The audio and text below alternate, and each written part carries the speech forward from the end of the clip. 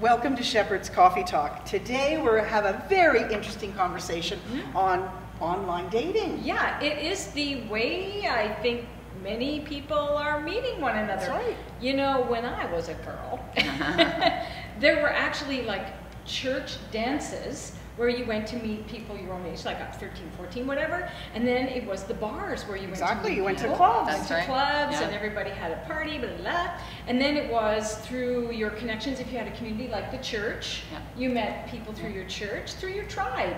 And now, it's all hanging out there in the open. We've got Plenty of Fish, we've got Match.com, we've got eHarmony, we've got so many, I don't even know how many dating sites there are. Marion Balla, therapist, founder of the Adlerian Center, and I believe expert on living your best life, is joining us today to talk about online dating for women of a certain age, because this is not our, I mean, for young people it's a different mindset around it, but we are used to operating in a certain way. So we need some support, we need some help, we need to know what to do, what not to do. Can you help us? And when I say us, I don't mean... Yeah, we're not looking, okay? Like, I'm married very happily. I'm a happily married person too, but you know... Yeah, we all know people who aren't, and I think it seems to be a wonderful resource to be able to go. Right. So I'd love to know from your perspective. How do we make the best of that resource? Is it working? Well, I mean, everything has pros and cons. And so you're right, this is the method that we now use, or this is mostly a method we use in terms of meeting people. Our difficulty is, I think, with online dating is the amount of judgment that happens and how people in many ways try to present their best selves, right? And therefore it's been shown that women actually post younger age pictures in order just to be attractive. And you know, in some ways our society is cruel around judgment about what you should look like, what you should act like, how you should smile, whether you're this or whether you're that. So women in particular feel a lot of judgment in preparation to put themselves out there. I mean, women tend not to want to put themselves out there. It's kind of like, well, find me or choose me. And here we are having to write a script and say who I am so that you'll think I'm the best thing since sliced bread. So there are pros in that it's a way of getting out there. On the other hand, we have very few screening abilities connected to online dating.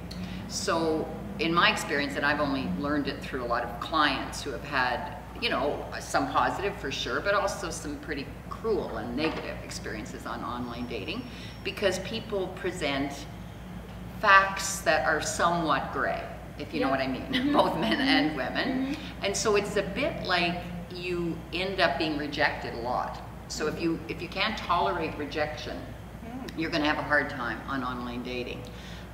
Because people are, quotes, looking for the fairy tale. You know, I always thought that by our ages and at this time in history, we wouldn't believe in the happily ever after, the one person that must be out there, that if you find them, you dream forward for years on end. Like, this is just ridiculous. Can we just give a moment's pause to the death of that idea? Yeah, it would be just fabulous. And we're teaching the next generations happily ever after again. Yes, we're portraying women as stronger, but invariably it ends up you only live happily ever after, right? If you find the one. So I think women and men are programmed, well, no, are socialized, I should put, to look outward for their sense of self. And one of the concerns I have about women online in particular is that they have to have strong ability with their intuition. If your intuition tells you no, you must pay attention to your intuition. You must never put yourself in danger. So you do not go to anyone's house on your own or an invitation to the home until you have been very much connected to this person over a period of time. So women have to have their own sense of confidence if they're going to be online, because a lot of it is you get chosen or you don't, or you get chosen and don't. Or if we could flip the energy and say you're in charge of the choices that you're going to make around this idea of online dating, and you use that tool to your advantage. So you are the person choosing. You know, Another side of what you just described is we have given up so much power to somebody else, whether we're chosen or not. I know. I mean, you know, when we go for a job interview, it isn't all about the person interviewing me. If I don't want to work for you, it's a two-way street.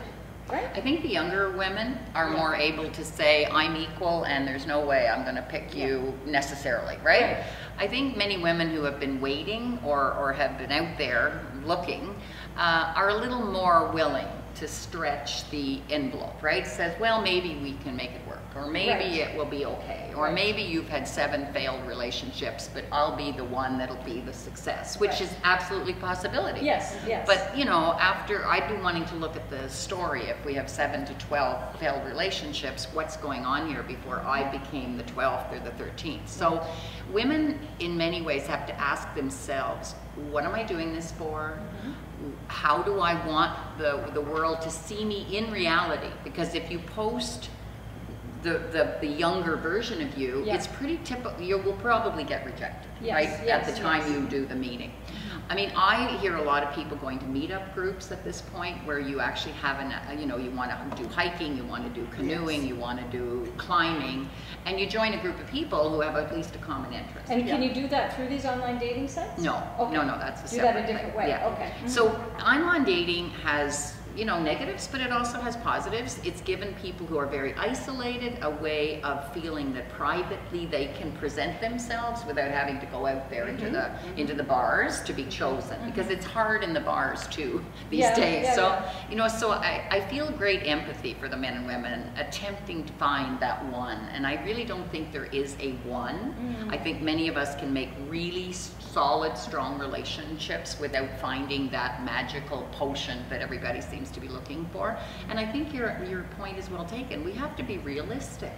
You know, I mean, let's look at our stories in relationships. Let's look at where we helped and worked out well, and where did it not? Because we have ability to repeat patterns. We tend to choose similar partners. Even though it has not, the same type of guy. And it hasn't worked out, and we do it again because this one is going to somehow be so different, and I'm so together now that I could never be hurt again. And all of a sudden, there's this circle that we go back to. So it's not easy. I think women have to do their own work and be really solid in who they are and be clear about how come they're choosing. I think that they should always feel they are not ever one down, and they do not have to prove they're good enough to have a relationship. But society feeds this. We all are not okay unless, I mean, do you see anybody walking the beach alone? And that's the promo for, say, you know, wonderful life? No, it's holding hands, right, with some partner, male or female, and we're all in love walking the beaches, you know what I mean? So having been married for 48 years, I say to myself, this is nonsense. It's up and down, and it's wonderful, and it's joyous, and it's pain.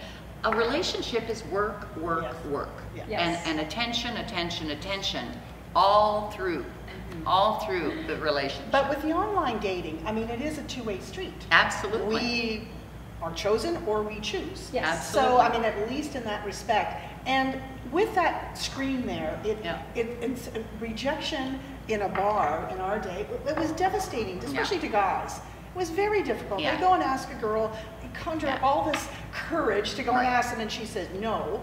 Like, you can imagine how they felt. You know, it was very, very, you know, pleasant for them.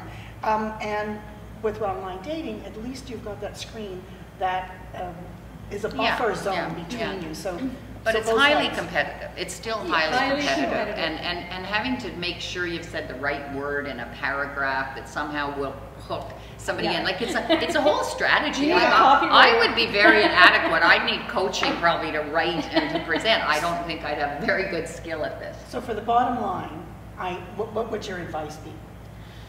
I think know why you are going online and what are you truly looking for. Understand that a lot of what you're going to present potentially and what you're going to read is not accurate.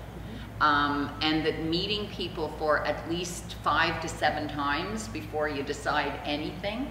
Unfortunately, there are people who are married posting, and therefore you do not know that what you're really choosing is a fling or an affair. So, you know, there's just a lot of grays in this area, and I'm not opposed to it. It's not right or wrong. It's just you need, as a woman, to be in your strong intuition. You need to be grounded in not fantasy land, but in reality. That relationships are gifts, but relationships are work. Yes. And we have to be grounded when we're making choices and accept the rejection as a perception by somebody else. Yes. It is Yes. not really about you. Yes. It's about what they're looking for. Yes. And that may not be you. As we chose our partners and they chose us, we also chose and they chose. So I think we have to be careful of taking it so personally and feeling, well, there's no hope, I'm a failure. And then of course you only hear the stories that work. Well, I Yes. found a partner. Yes. You never hear that 4,200 that didn't. You know what I Well, mean? So I have heard it's many. a very difficult. Well, it's we've a- heard positive I've heard- things, yeah. and I've Lots of heard I've heard many- lots of positive. I've heard yeah. many stories of women Yeah. who have had a terrible time with Yeah. this experience. One great piece of advice that a friend of mine gave to another friend was online dating, call this person out as quickly as possible to meet. Yeah. Because oh, for sure. then you Don't get to see stay them. online. Sometimes these are not even real people. Sometimes they're fake. And there's this whole area of catfishing, which is a whole other subject for another time maybe, but that's where a Catfishing. fake person draws you in and tells you all the things you think you want to hear, and then what they want is money. They want to. I was just they going to want say, money. don't ever give any personal information to people Right. until you have spent time with them. There's been many cases where you are in love, so you turn over your mortgage payment. You know, like Right. this is not acceptable. You Yeah. are not looking for this person to make your life. You Right. still have to keep your life and add this piece to your life, but Right. it is not your life. Yes. So we could talk for days about gosh, this yes. subject. So we may Well, have yeah, I sure have never heard of catfishing, so Catfishing. maybe that'll be a whole other topic. We could. It could be. Anyway, Marion, thank you again for your great wisdom. Eh, Marlene? Yes, It's it was very helpful. interesting. That's great. Thank you. Thank you And for we would letting love me to hear be from here. you. Has please. online dating worked for you? Yeah. You know, And what are your or not. questions? Yeah, what are your questions about it? If you do have questions or if you have comments and stories you want to share with us, because your stories help other people. When Yeah. we share our stories, we inspire other people or we help them with being more cautious if they need to be. Absolutely. So thank you. Thank you for joining us Yeah. today for coffee too. See you again soon.